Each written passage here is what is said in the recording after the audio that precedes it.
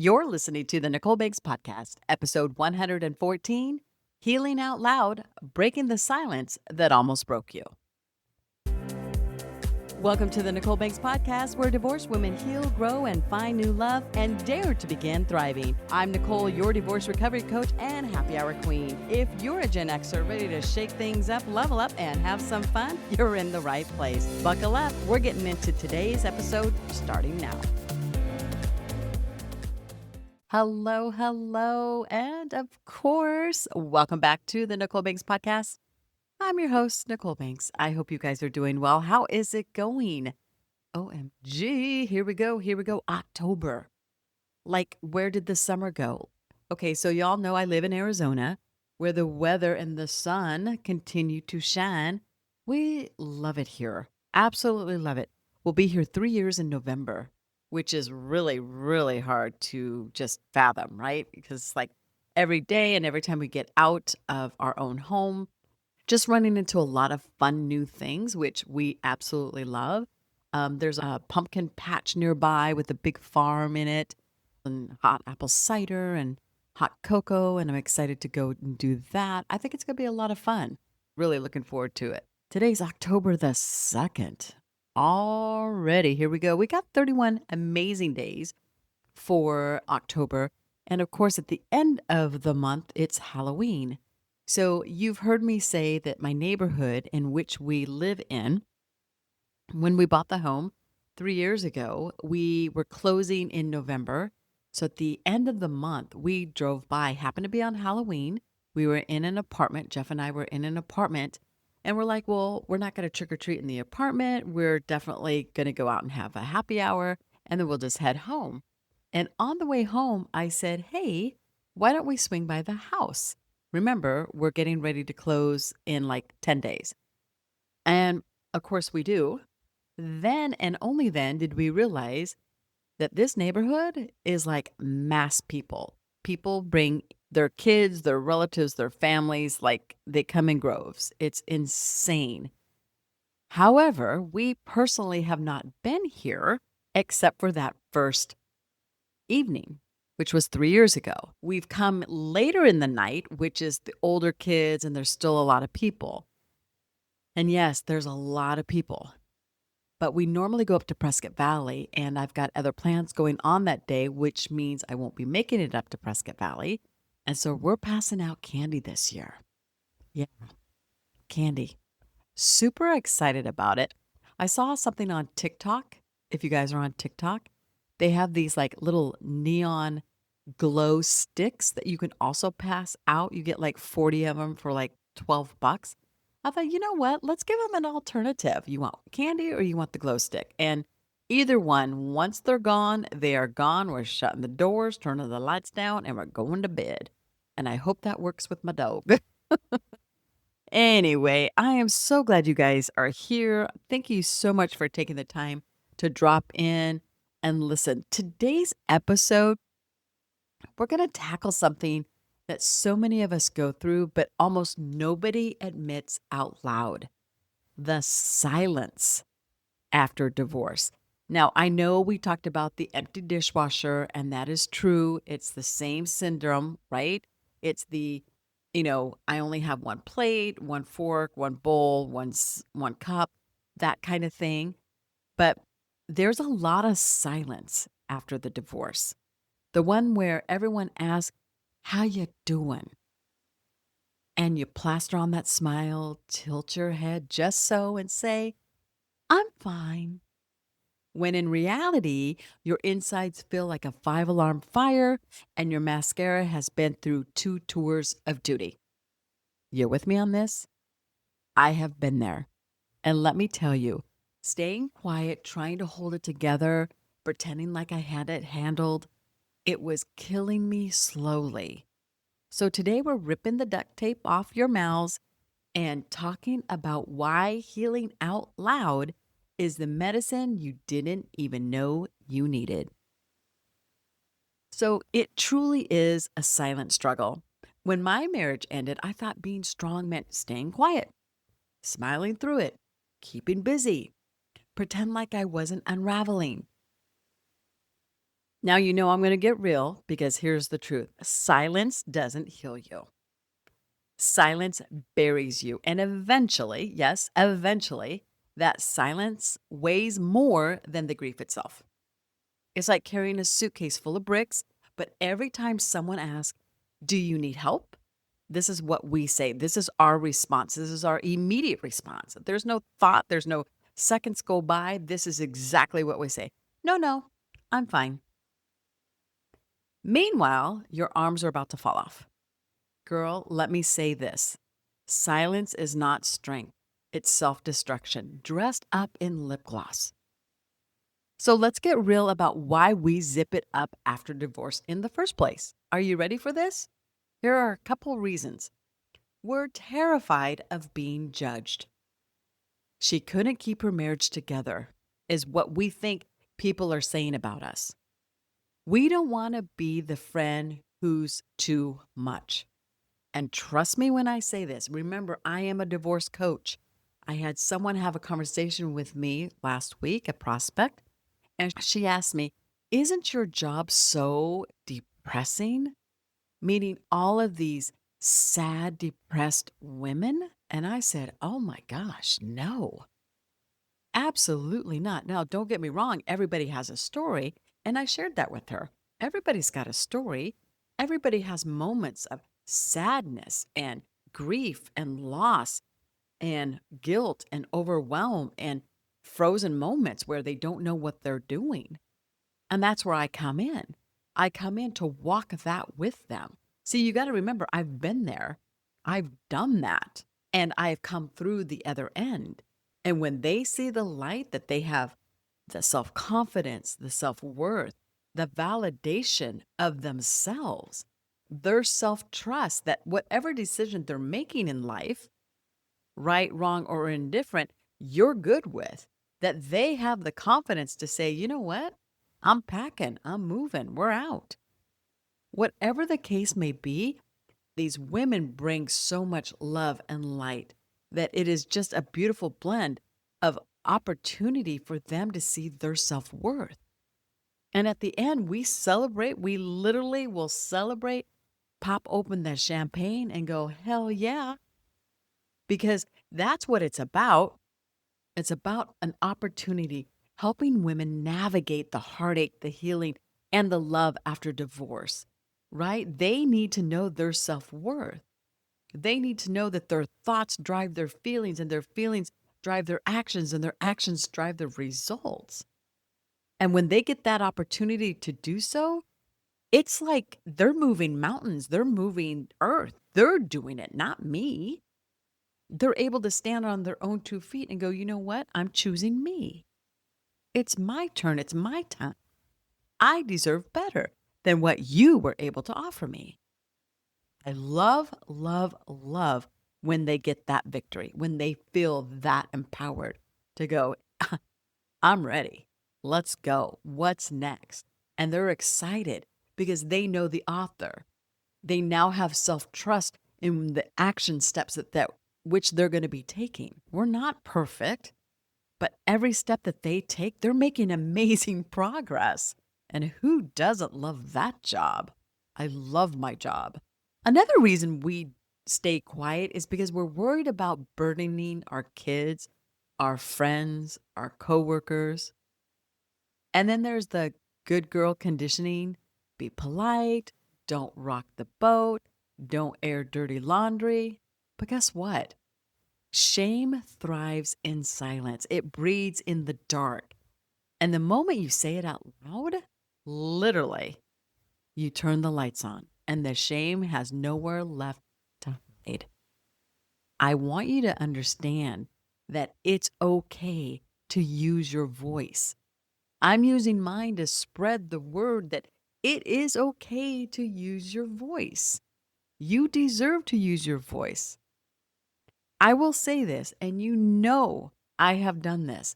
I have ugly cried in Target, aisle 7, paper towels in my cart, Alanis Morissette blasting in my earbuds like it was 1995. Did people stare? Absolutely they did. Did I care? Not really, because at least I wasn't bottling up at home pretending everything was fine. And we have to remember healing isn't pretty. It's snot bubbles and mascara streaks and screaming into a steering wheel. It's karaoke nights where you butcher Celine Dion and call it therapy. It's whatever you want it to be. It's whatever you need it to be and for how long it needs to be. Remember, I say this and I've said it before, time heals all BS. I call bullshit on that all day long. It is what you do with that time. So maybe tomorrow you take a first step. You say, I'm setting boundaries. The next day, you set another boundary with yourself. The third day, you decide to go to the gym. The fourth day, because the third day you went to the gym, you decide to take a shower and truly enjoy it. Scrub from head to toe. Do what you need to do every single day as a step forward. All I say is win the day. Win the day. Remember, it comes from the mindset first.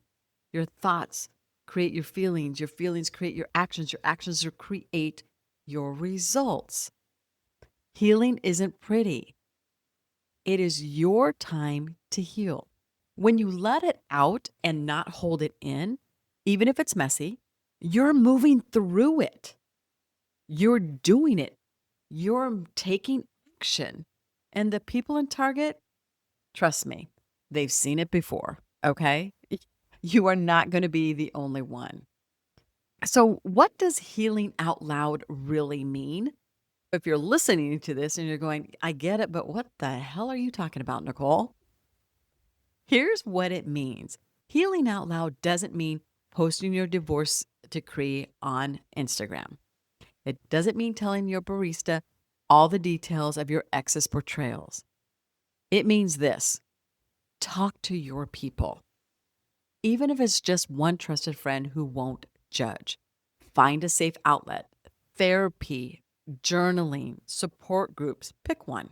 And remember, be open minded. It's not just one and done, it's one and continue, right? It's two and continue, it's three and continue. There's times where everybody's like, oh, well, you know what? They started late, or I didn't feel very welcomed. Well, were you welcoming? Did you say hello?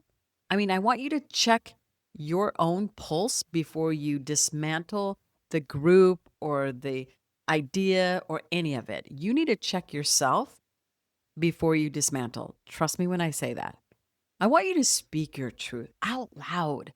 The more you say it, the less control it has over you.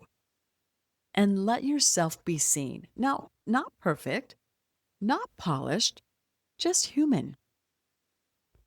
We know that healing in community is where magic happens. I absolutely love this. You know, you have to remember, I've met so many amazing, beautiful women from all walks of life in my meetup group up in Washington. And I am telling you, just walking in nature allows people to open up. So if you want to have a conversation, get out and just invite someone. Would you like to go on a hike? Would you enjoy bike riding? Would you like to go on a walk? Even if it's inside the mall. It doesn't have to be in nature, but it's kind of cool if it is. I'm sharing that with you because you get to choose where and when you speak up. Okay? I just can't encourage you enough because again, you're human. You need support. It's not easy to do it alone. Is it doable? Yes, ma'am. Yes, ma'am, it is. But I highly recommend that you reach out and create some support. I want you to know that silence almost broke me. I thought I had to do it alone. I'd tell people I'm fine, then cry myself to sleep. I tried white knuckling it, of course, my way through healing, and it nearly took me under. It wasn't until one night when I finally said to my friend, I am not okay. That's when everything shifted. I felt like, again, a brick was removed or a potato out of my sacks, right? You know what happened? She didn't judge me. She didn't run away. She showed up. She listened. She brought wine. And in that moment, I realized my silence had been the heaviest part of my healing. The words, I am not okay, were the key that unlocked support and love and real progress. Me being cheated on over and over and over again, I thought I was the bad one. I thought I wasn't the wife that was sexy enough or wanted to have sex enough or get crazy in bed. I thought it was a sexual thing, and it really wasn't at all. But because of the hush hush and the silence and the shh, don't say anything, and you're not going to let people know, are you? It killed me. And people love him. Do people not know that he is a cheating bastard? Right? He's a douche canoe. Yeah, I'm throwing that out there. Because reality is, he should have broke up with me before he started any of it. But the moment I let the words out of my mouth, I am not okay. And let's talk about the boundary about this for just a second. It is okay to have a conversation with a girlfriend who is going to support you. Because we all have friends that go, oh, she's going to talk about her divorce again. You with me on this? So maybe there's an opportunity where you can reach out to someone you know is going to support you and say, can I get an afternoon with you so we can have a conversation about how I'm doing? I just really need someone to lean on. Preface the conversation with that. So they know it may or may not be heavy. They know where you may not know how you want to be supported. It can lead to a beautiful conversation of amazing support. So that's why I'm saying, let that friend know that you need to lean on them. And if they have their boundaries set, they also know that they're going to be able to do so. Okay? My question to you is this. What part of your story are you keeping locked up right now? Yeah, answer that. Here's another one. What might happen if you said it out loud? Even once. Even just to yourself. So think about that for just a moment.